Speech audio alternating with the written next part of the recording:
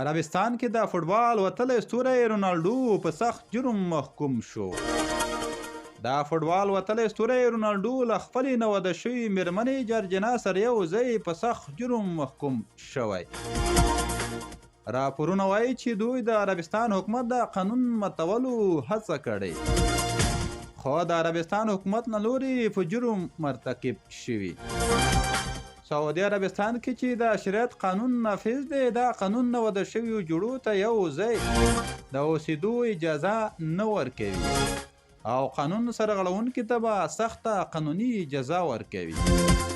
کریسټیانو رونالډو له خپلې نوده شوې میرمنې جارجینا سره له 7 کلو راهیسې ژوند کوي چې 2 ماشومان هم لري، خو تر اوسه یې واده نه دی کړی.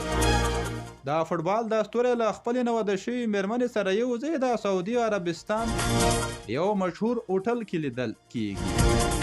داسې ویل کیږي چې د سعودي حکومت به د ښاغلي رونالډو او د هغې ملګري پر وړاندې د نرمښت چلن وکړي، خو ډېری بیا وایي چې قانون باید په ټولو پلی شي. دا و تاسو ته لنډ او مهم جزئیات تر بیا ښې چارې.